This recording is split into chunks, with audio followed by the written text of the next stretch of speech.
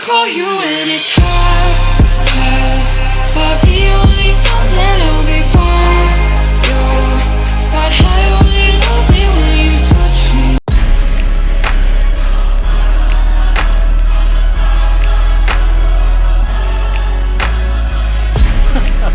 Number one, let them know who you were and what you did. Sam Shaner got third place at a Ascension Sky Dragon Tournament with Monarchs, aka AM Crunch Trap deck, I guess. So yeah, and I'm gonna be completely honest with you guys. Kind of beat a lot of Cosmos. So, and right now they're doing really good at the ARG and the YCS or something like that. So yeah, better watch out. You're coming for him. So he had 3 of the Heavenly Squire. Yes, let him know best what you one. thought about that.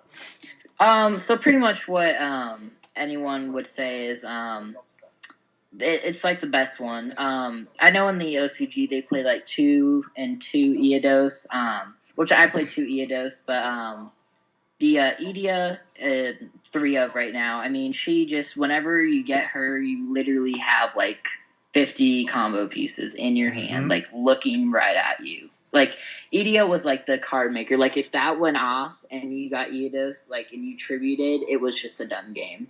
Like it just makes so many plays. It's just crazy. Oh yeah, did there ever come a time where somebody veilered your Edia? Yeah, I actually got Solemn Warning, and her effect says when she's sent to the grave, so you can like Foolish Burial her, anything. You get the Pantheism. So I just summoned it, and they go Warning, and I was like, okay, get effect, and he was just shaking his head because it's so broken. That's funny. So also, it looks like you had 2 of the Underworld Squire, which some people play 3. Why did you play 2?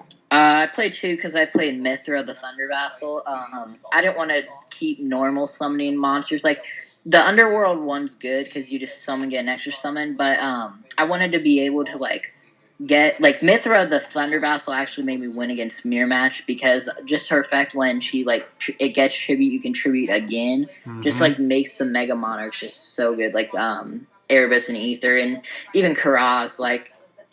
or even Caius or Thessalos or whatever, like, you play. Like, Mithra needs to be played out of 1 of. Like, giving them a token isn't even bad, but the fact that you can special summon her and then special summon Edia from the grave, just summon out a Eidos, gives you pretty much 2, 3, possibly 3 extra normals. Yeah. Just from there. Like, yeah, so it's crazy. Did you ever storm forth and trib the token? No, I actually played against Pepe match, and what happened to the token, or not Pepe, I played against, I think it was a Cosmo match or something like that. I can't really remember, but they Treacherous Trapped Hold, oh yeah, this was just for fun. I was playing my friend, he actually Treacherous Trapped Hold the token and the monster. Yeah, so, no, but I never got to tribute the token.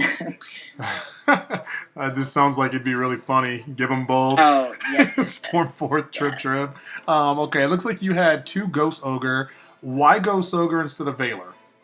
So I went into the event knowing that Pepe was going to be a great matchup, and I actually only played 2, and I lost against those 2, because I literally just bricked out of those 2 games. Whenever I played Pepe, I just bricked like I couldn't do anything. But I played against 2 of the best players at probably our locals. Kevin, who was like with Nico and all them from KC.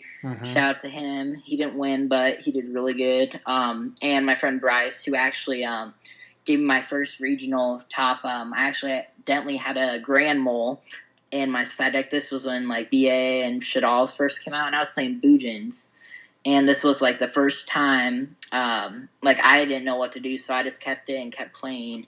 And, yeah, he just gave me the win, which was really nice of him. So, yeah.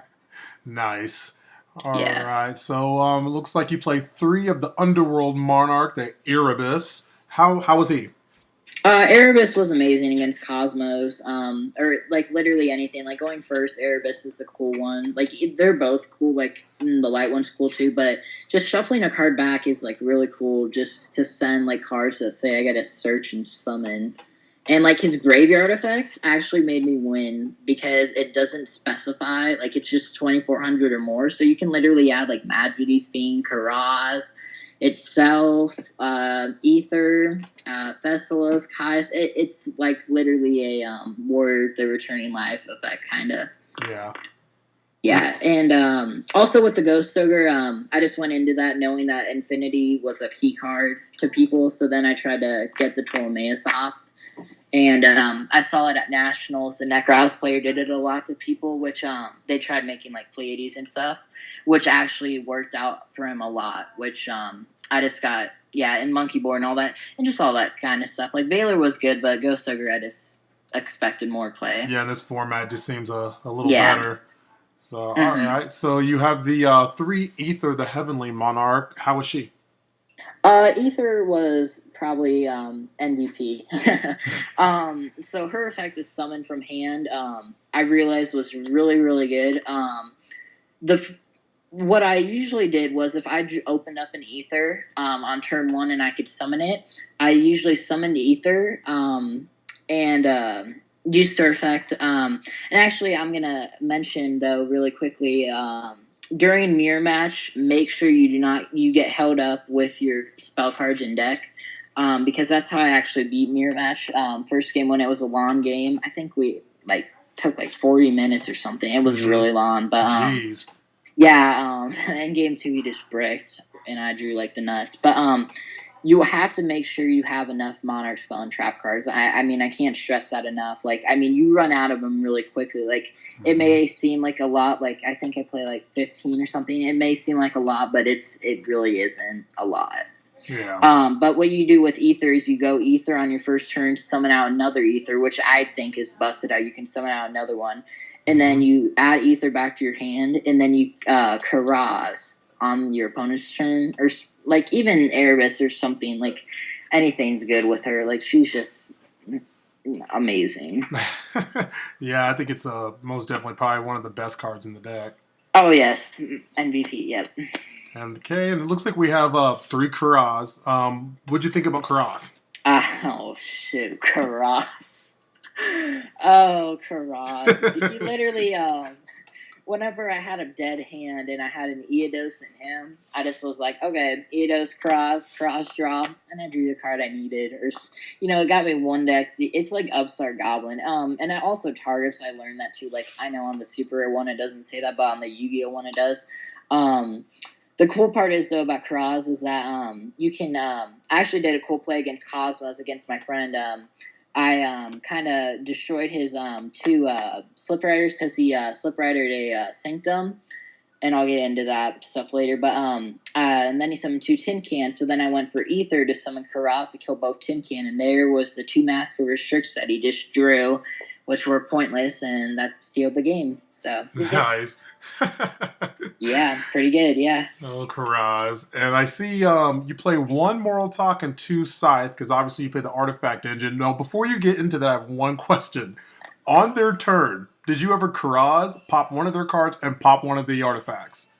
Oh, you know what? I'm going to be completely honest with you. Whenever I use Karaz, I never, ever pop their cards. Because I felt the only time I did, actually in Mirror Match I did, and that was my game plan, was I knew that I had defense, but I knew that if he kept drawing cards, he wouldn't have spell cards or traps left in deck, which would give me an advantage over him.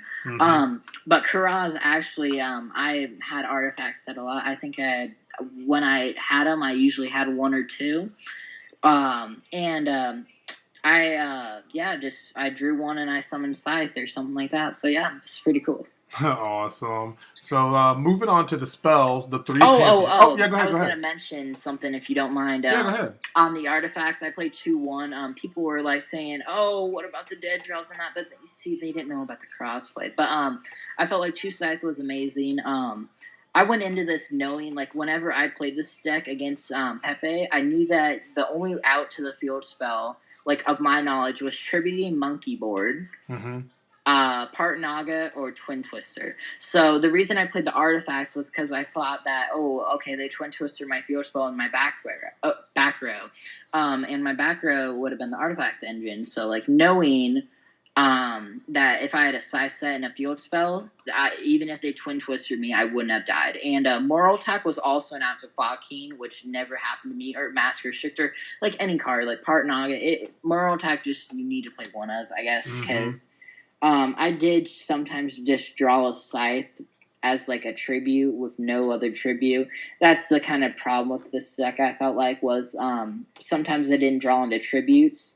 But if you draw into one of the big monarchs like Aether or something, you'll get going. I kind of wanted to play one Return of the Monarchs, which that card looked pretty good, but I got third, so I mean, I guess it did well. I mean, the Artifact Engine Scythe never came in handy because I just never got to see it against Pepe, because Pepe was usually a done deal first turn. They just won like Infinity. They had Chalice too. Kevin played Chalice at 3 in his main deck, and that kind of screwed me off. So Yeah, Chalice is a kind of a dick card. yeah. So my spells, yeah. All right, so we have 3 Monarchs to storm 4th. I mean, that had to have been good, obviously. Mirror match. It's really cool. Yeah, it's really cool mirror match. They just have like an Aether and Aramis, and they think they're cute with their little first monarch, and then you play the Stormforth, and then you tribute their guy off for your own, because it says it requires 1 tribute summon monster. So yeah. Yep. Yeah, that's going to be annoying so many mirror match opponents. Yeah, and also I played 3 because I wanted to see it if I played Pepe, so I can bait out the Infinity. Mm-hmm. Yeah. Yeah, most definitely. So here comes the card that everybody's been talking about all over Zodiac and on the Monarch page and all that. The Tenacity of the Monarchs at 3. Uh-huh. Yeah, go ahead. Go ahead about this card. What, do people not play 3 of it or something? Well, no, everyone plays 3 of it, but everyone's saying that this is absolutely the best card that is just... Oh, yeah. So what you do is you go Pantheism, and usually you send like the trap card or something like that random. Mm-hmm. And what Pantheism allows you to do is to reveal like 3. So you reveal 3 Tenacity, and Tenacity just gets you whatever you need. Like it kind of it can get you your trap card, which Tenacity is good because you can get the trap card, the first Monarch. And then if you have the Edia, the Light Vassal, the one that gets the Banish card, you can summon that one, get the Dark one, do your play with the big guy, and then get back the Pantheism to send your trap to grave to draw 2 more. So it's really, really good. Tenacity was like amazing today. There were some moments when I had like 2 of it. A good mind trick though game was I actually won a lot of games because I used Pantheism to reveal 2 Pantheism and a Tenacity. Yeah.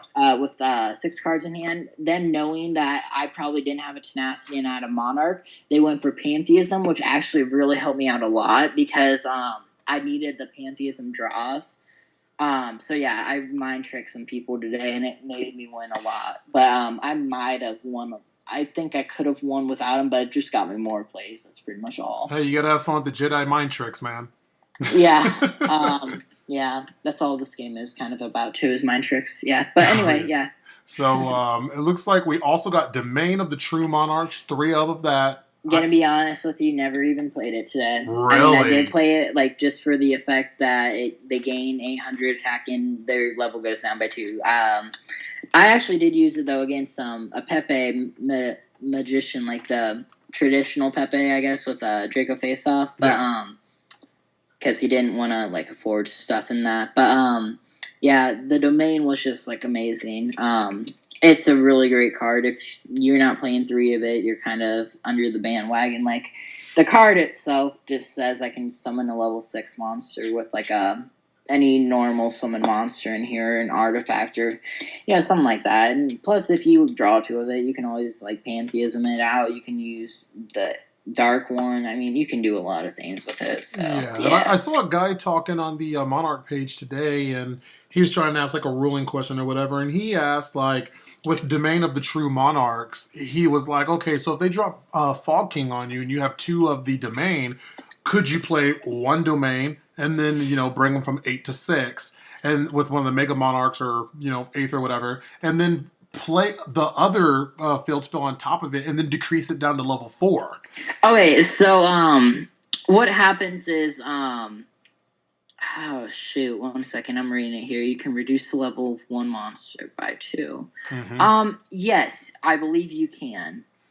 Yeah, so I guess, I mean, some people are seeing that as a way to just get over something annoying, like a Majesty's Fiend, a Fog King, whatevs. Yeah. So you can do that. Yeah, I never even realized that. That's pretty cool. That's cute. So, Cute combos. real cute. So, Yeah, that's pretty good actually. Shoot. I Me and honestly, meta. yeah. So this next card, I think this is a really good card. I use it in my build. The Foolish Burial at 1, obviously at 1. Okay, so people were like, "What the heck? Why are you running foolish?" And I took it out for 1 for 1, and they're like, "Oh, I'd rather play 1 for 1 that." But I was like, "Oh, please." So 1 for 1, pretty much sent your Dark Monarch, which could send the trap or whatever you have, Monarch spell or trap anyone to get it to hand, which helped with like not drawing Monarchs. Which I mean, if Rhoda was at 3 or Foolish Burial was at 2 or 3, the format would be different, of course. But if Rhoda was at 3, this deck would be, I think, really better because EDH is so good. But yeah, Foolish Burial was amazing. You could even just send Edia to get a spell card from your banish zone, like a Pantheism. You could send the dark one to summon out the white one to summon out the dark one. I mean, you could do a lot of things with the card. I mean, shoot. Yeah, it's really good. I agree. And yeah, you get the one Rhoda in there. I mean, obviously that's there for the light. Yep. So we don't really have to talk much about that. Now we got the 3 artifacts Sanctum. I mean, oh, did you skip Pantheism? No, I thought we talked about Pantheism. Okay, I must have not put it in. Yeah, Pantheism, best card in the deck. Man, if you don't play that card, Yeah, you got to play it. Yep. Most definitely. So we got the 3 Sanctums. Escalation of the Monarchs at 1. How was it? What'd you think of the card? I think I'm gonna play 41 and play 2 of it. So what I figured out with this card was it pretty much gives you another summon. Like the effect that summons is not your normal summon for the turn. Like for Aether, I'm sorry, for the Mega Monarch Light one. Escalation was kind of cool though. I didn't play a lot of mirror matches. It's a really good mirror match, but it was kind of cool just going Aether to go for the Aramis card to banish a card that they really need.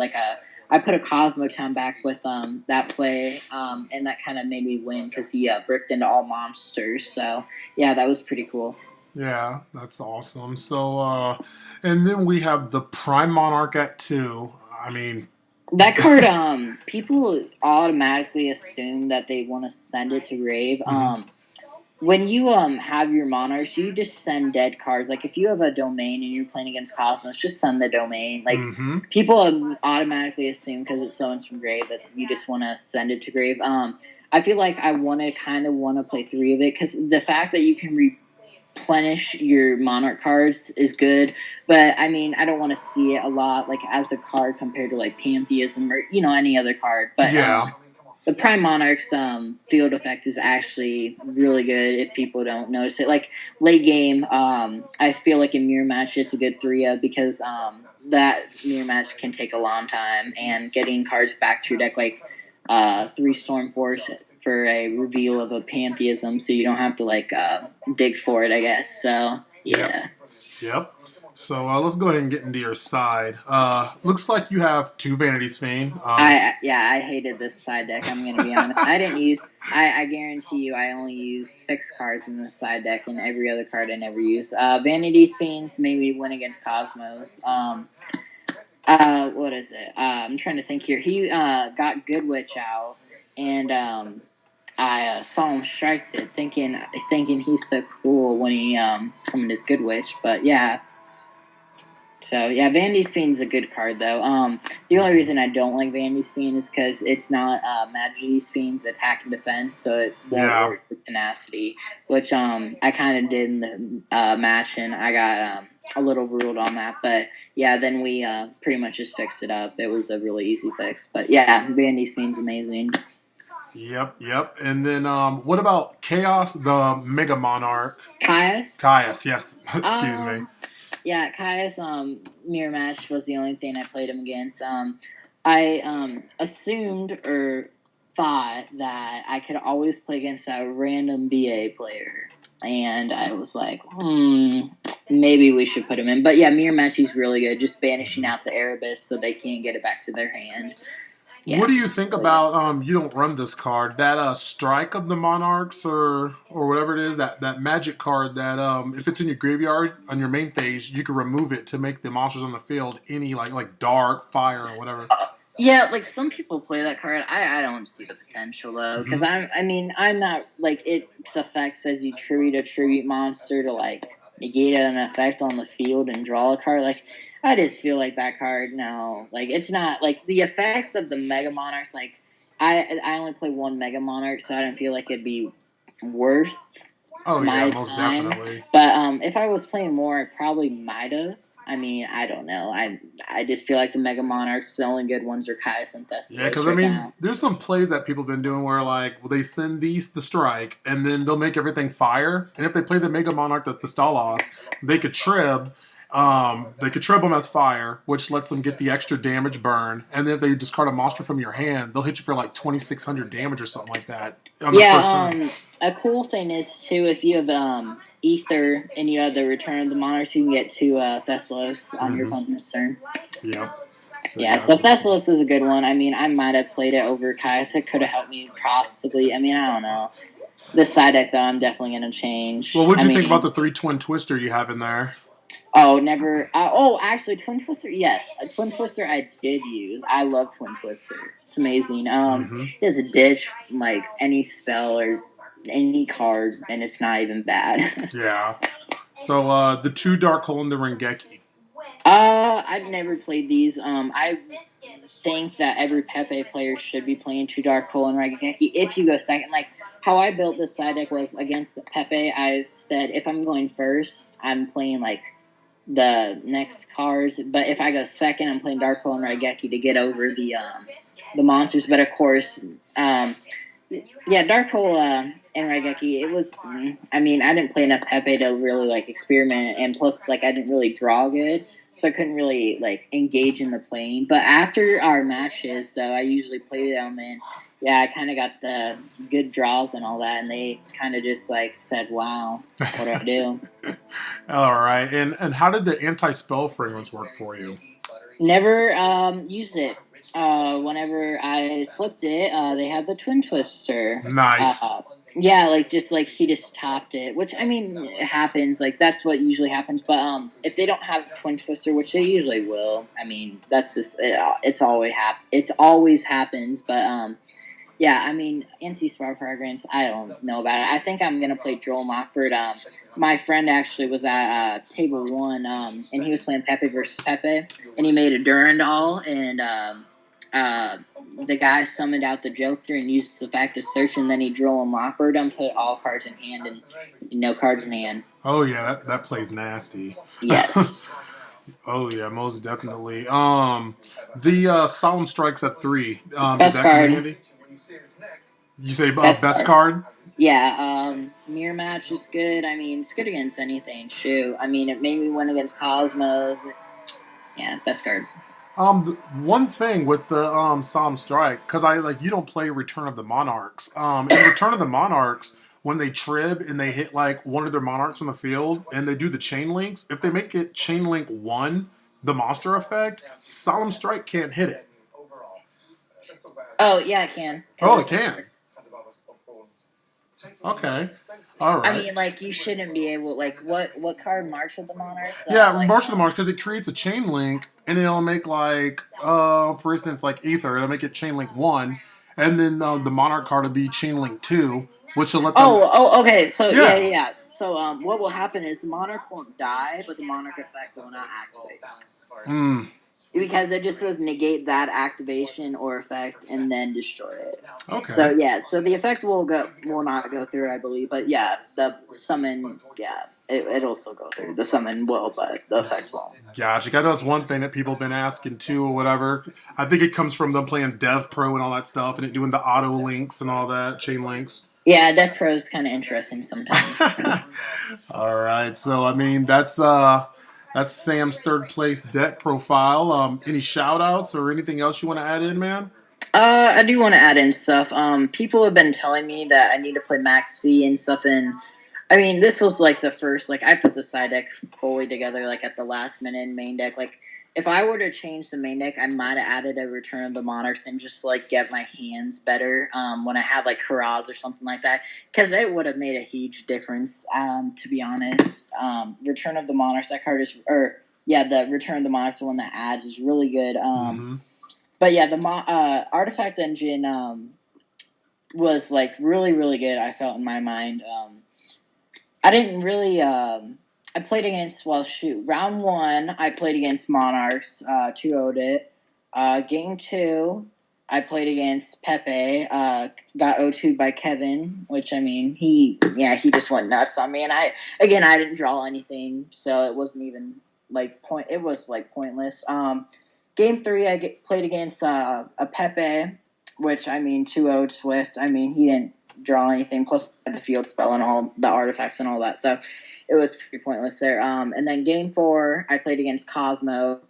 Well, he got all of his back row and tried to summon cards. I just saw him strike them. And then game 5, I played against my friend Austin. I 2-0'd him because we broke brick game 1, but then I drew it into a Aether, so that kind of changed the game a lot. Yeah. And then top 8, I played against Austin again. I 2-1'd him. Game 3, just didn't draw into any ships. And then, what was I going to say? And then top 4, I played against my friend Bryce, playing Pepe, who actually won. And I lost to him because I didn't draw anything. Yeah. All right. Well, yep, that's the 3rd place deck profile. Thanks, man, for all your time. Yeah, and if you ever need me, just message me on Facebook.